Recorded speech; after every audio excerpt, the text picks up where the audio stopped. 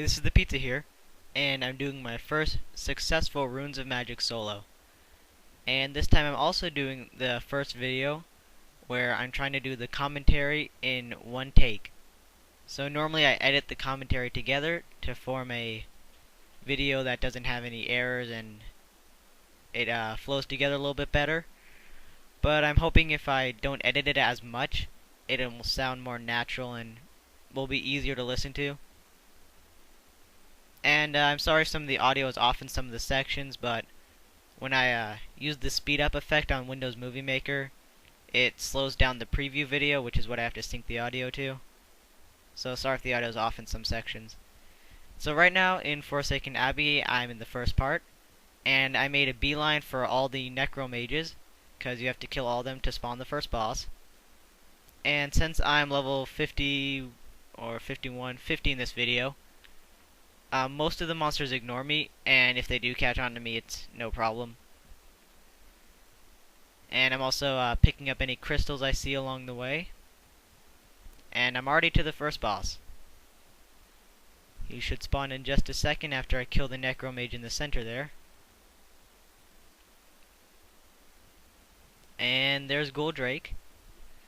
So, what I want to do with this video is, I want to cut out most of the parts you guys have already seen, and try to give a little bit more detail on the bosses and some of the things that I couldn't really notice when I was playing with an entire party. And so I skipped most of the fight with Goldrake because it's more of the same. Just hit him till he's down. He doesn't even have any special attacks, except he will fear you, but not a lot. And he doesn't even drop anything very interesting anyway. But you need to kill him to get the door open to the next area. And I slowed down the looting part of the video by half, so if you want to, you can pause the video when I loot to see what I picked up. And so I skipped straight to the next boss, Flowing Chaos, and I had to edit out a lot of this, the parts in between the bosses, so I could fit the 10-minute time restraint on YouTube. And so Flowing Chaos is more or less the same as Goldrake, except he will poison you and do a corrode thing on you. So here I actually got something that would be decent for a lower level. So once again I slowed it down by half so you could see all the stuff. I scrolled over some of it a little fast, so if you can catch it and read it, then that'd be good. So, going on to the next boss, which is Cruel Eater. He isn't too complex either. He has a frontal AoE, and that's pretty much it. Doesn't really do much else. And I got some more armor here. And my backpack space is filling up, so you're going to see me throw away some things that are less expensive than other ones, so that I can make room. Probably should have sped up this looting part a little bit. It's kind of boring, but I guess it's for the benefit of everyone watching. And here we are in a couple seconds. We move on to the next boss, who is Hollow Shell, and he saw at the beginning there, tried to use logic, but that doesn't work. Tried to dodge the fireball by hiding behind the wall. And I found a pattern with Hollow Shell that also comes into play during Ankalon. Hollow Shell will usually cast Fireball, and then Silence or Weaken, then cast Fireball again, then Silence or Weaken, Fireball, Silence, Weaken. And that pattern pretty much goes on and on. And another thing I clued into while I was fighting this boss was the sound that Dark Power Release made, and also the animation. The sound it makes when he's casting it, you can see it right there. It's that, like, he's got that yellow or orangey glow around his hands. And I caught it right there before he could cast it. And so, the sound it makes, it's like when a priest is casting a healing spell. That's the exact same sound it makes. So if you can catch onto that and catch it without even having to target them, it'd make the battle a lot easier, and you can focus more on doing damage than having to interrupt everything. And I think I showed a little bit too much of this fight.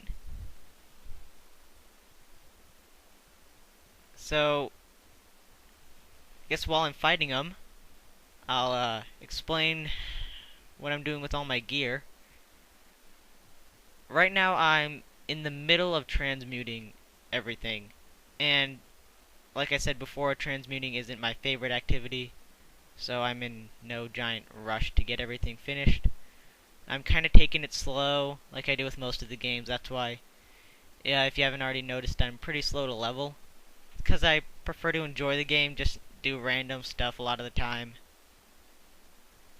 And I think I played the game it was meant to be the way it was meant to be played, just nice and easy, and actually enjoyed it instead of try to blow through it all. So I only have about 8.4k health in this video, and right now I still have about 8.4k health. But I'm working on it, and eventually I will have around 12k, which is my current goal, so that I can start tanking some of the higher level instances and give you guys some more material. Okay, so Hollow Shell is almost dead. Taking out the ads as they go, and I'm pretty sure that was the last one. Down to 10% HP. And by this point I'm just spamming my attack skills. I don't care if I'm conserving mana right now.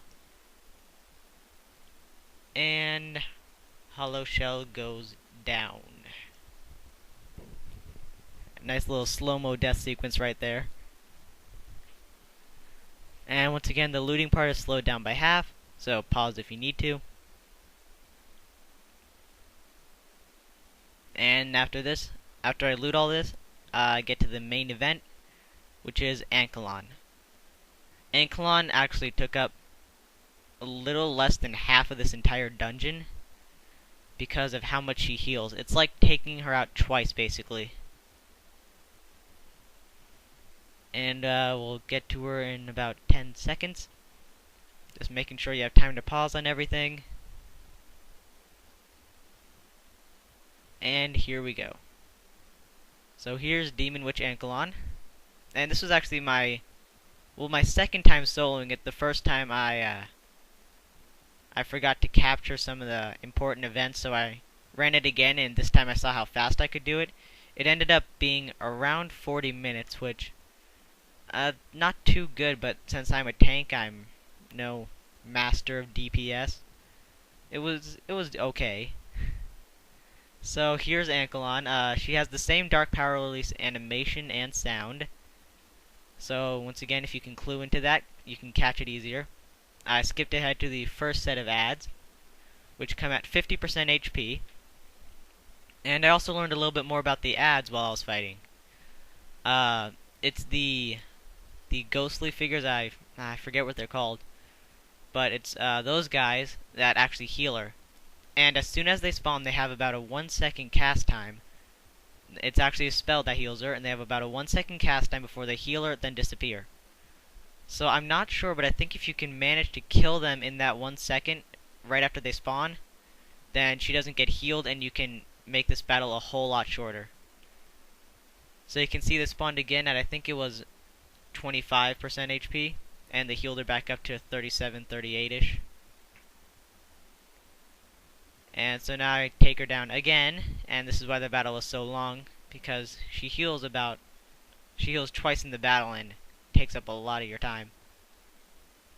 And Ankelon also says, "Die, enjoy the taste of my wrath," before she casts Dark Power Release, so that's a little bit of a clue in right there. Nice slow-mo death animation, and here's the loot.